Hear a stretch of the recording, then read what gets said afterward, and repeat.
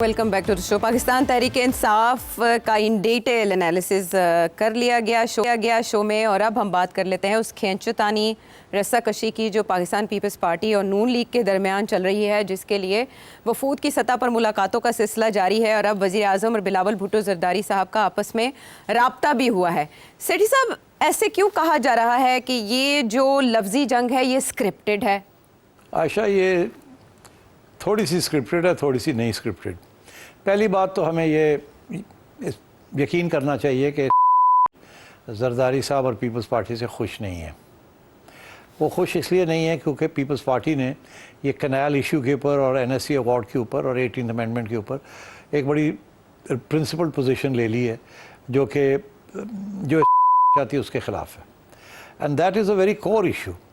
उन्होंने बड़ी समझाने की कोशिश की ज़रदारी साहब को। ज़रदारी साहब उनके जिन्होंने कहते ना मुँह तो कहते हैं हाँ हाँ हाँ, मगर पिछे अख मार देंगे ने बिलावल नूं ते बाकी सिंधी नेशनलिस्ट नूं कि तुसी एहतजाज करो। So they think that Zardari साहब has been clever by half.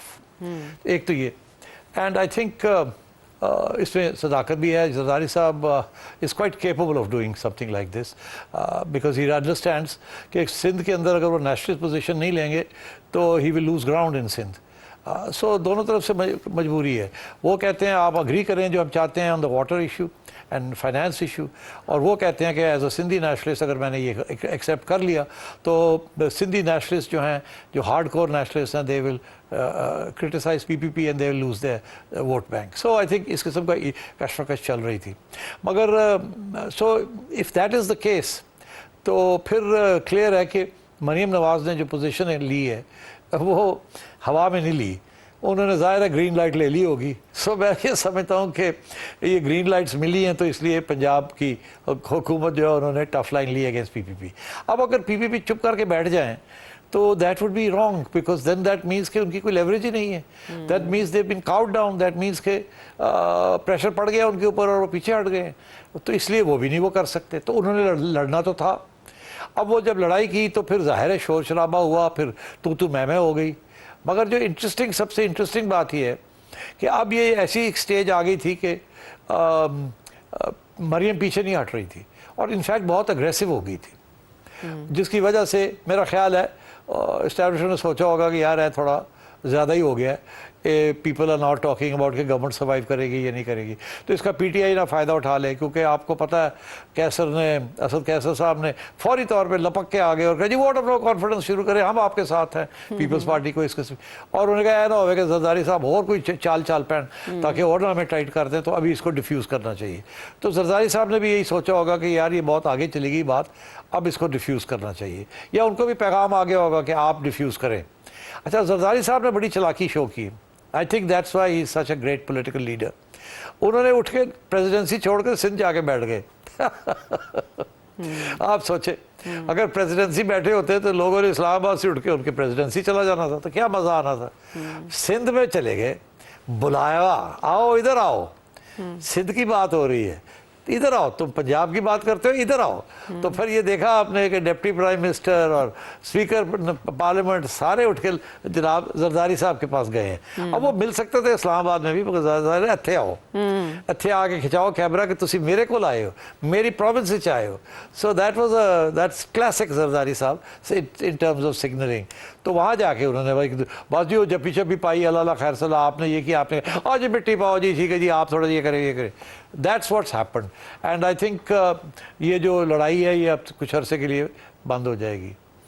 अच्छा, अभी तक की इतलात के मुताबिक तो हो चुका है सीज़ फायर और राब्ते भी हो चुके हैं, तो उसके बाद बिलावल भुट्टो ज़रदारी साहब ने सेंट्रल एग्जीक्यूटिव कमेटी का इजलास क्यों, किस सिलसिले में तलब किया है? क्योंकि ये कहा जा रहा है, इल्ज़ाम लगाया जा रहा है कि मरीम नवाज साहिबा का असल निशाना पीपल्स पार्टी नहीं है, विफाक है, वज़ीर आज़म शहबाज शरीफ हैं।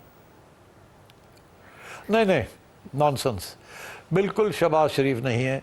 अगर कोई टारगेट होगा तो बिलावल हो सकता है, बिकॉज देखिए शहबाज शरीफ इज़ द प्राइम मिनिस्टर और वो रहेंगे प्राइम मिनिस्टर जितनी पूरी टर्म है एट लीस्ट। राना सनावला तो कहते हो सकता है कि शायद अगली टर्म भी वो ले लें। अब वो कैसे लेंगे, इलेक्शन जीत के लेंगे या वैसे ही जीत के ले लेंगे वो we don't know about that, मगर ज़ाहिर है प्लानिंग के अंदर तो ये चीज़ें चलती हैं। मगर at the same time Maryam का तो बड़ा ऑब्जेक्टिव बड़े क्लियर है that she wants to be prime minister. ये तो उनकी ट्रेनिंग ग्राउंड है पंजाब, तो इसके बाद तो प्राइम मिनिस्टर ही बन सकती है ना। सो आई थिंक मरियम तो तैयारी कर रही है प्राइम मिनिस्टरशिप की। अब वो पॉपुलैरिटी के साथ या विदाउट पॉपुलैरिटी, अब इससे ज़्यादा मैं क्या कहूँ आगे क्या होगा क्या नहीं होगा। इस मुल्क में तो बहुत सी चीज़ें हो जाती पता ही नहीं चलता। तो उम्मीदवार कौन होगा फिर 2029 में आपके ख्याल में? मरियम नून लीग की तरफ से वज़ीर आज़म की उम्मीदवार होंगी या शहबाज शरीफ साहब? ये अभी मैं कुछ नहीं कह सकता, डिपेंड करता है। मेरा ख्याल है कि अगर शहबाज साहब के ऊपर हाथ रखेगी तो शहबाज साहब होंगे, अगर वो मरियम के ऊपर हाथ रखेगी तो मरियम होगी। इसमें इतनी कोई रॉकेट साइंस तो नहीं है। अच्छा, मुझे लगा आप आज के हालातों वाक़यात के मुताबिक बताएंगे कि कौन फेवरेट हो सकता है। सेठ साहब, बिलावल साहब ने क्यों इस वक्त आयशा इस वक्त दोनों बड़े फेवरेट जा रहे हैं। अच्छा, बराबर का मुकाबला है यानी कि।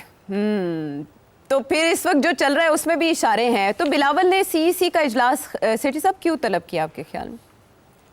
भाई यार कुछ ना तो दिखावा तो करना होता है ना, ये दिखावे के लिए होती हैं चीज़ें। सीईसी में बैठ के क्या करेंगे, ये बस एक फैसला आएगा, हाँ जी ये है वो है, थोड़ी बहुत धमकियाँ चलेंगी, थोड़ी बहुत कंसेशन होगी और थोड़ा बहुत रीइटरेशन होगा कि हम नहीं मानते कैनाल्स को, हम नहीं मानते एनएफसी को। वो ज़रा थोड़ा सा अपनी पोजीशन को फिर से रिपीट करना।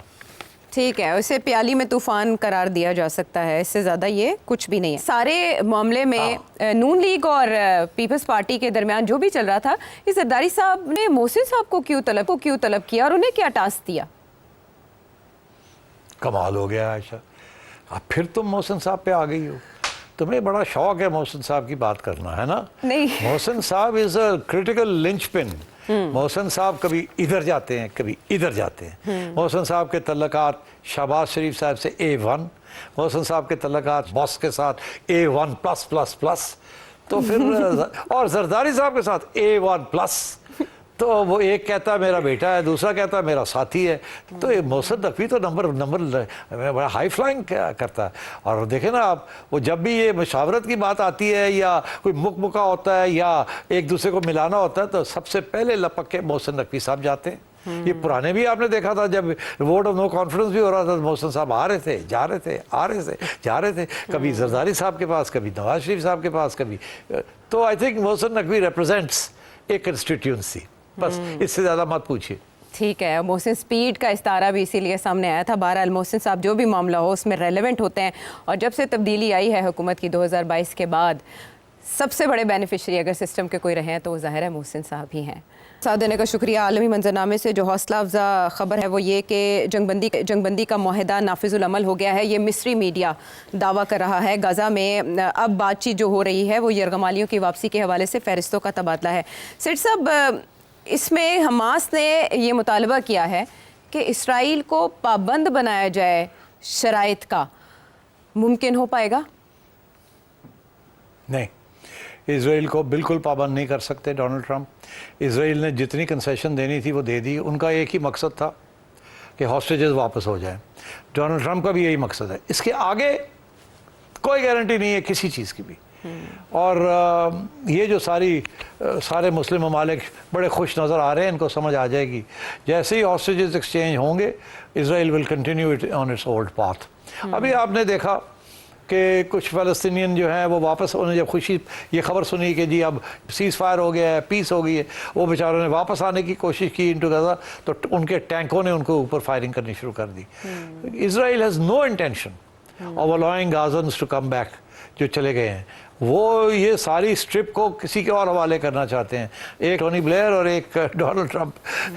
सो आई थिंक करंटली ये बात बिल्कुल आगे नहीं जाएगी beyond the hostage exchange. Israel का एक ही मकसद था हॉस्टेज एक्सचेंज, वो अब करवाने जा रहे हैं। अगर ये हो जाता है विदाउट एनी हिकअप्स तो उसके बाद इजराइल अपनी पुरानी पॉलिसीज़ के ऊपर बिल्कुल 1 इंच भी कंसीड नहीं करेगा। तो इसका मतलब है इस मुआहदे से हमास को ट्रैप किया गया है? हमास को ट्रैप भी किया गया और मुस्लिम ममालिक ने प्रेशर डाला इनके ऊपर सिंपली कि जी किसी तरीके से बमबारी जो है और जेनोसाइड जो है वो रुक जाए। अब ये डिपेंड करता है, अगर तो इजराइल वापस इन इलाकों में अपनी पॉलिसी एक्सटेंड करने के लिए कामयाब हो जाता है तो फिर उसे बमबारी करने की ज़रूरत नहीं है। मगर अगर वो हमास वापस आ जाता है टू फाइट बिकॉज वो कहता है कि जो 20 पॉइंट एग्रीमेंट है ये इम्प्लीमेंट नहीं हो रही, तो then Israel will continue the bombing. तो इसलिए मैं समझता हूँ कि basically this is a plan to disarm Hamas and then let Israel have its say. और मैं समझता हूँ ये सारे मुस्लिम ममालिक they are part of this. इस सारे प्रोसेस का हिस्सा है, और इससे पहले भी प्रोग्राम्स में सिटी साहब एनालिसिस कर चुके हैं, तो इससे अंदाज़ा लगाना मुश्किल नहीं है कि सूरत चीदा है और इसका असल बेनिफिशरी कौन होगा। आपको जानना चाहे जहन में हो आपके कोई सवाल, तो इस नंबर पर भेज दीजिए वीडियो पैगाम की सूरत में। अगले प्रोग्राम तक के लिए इजाज़त दें।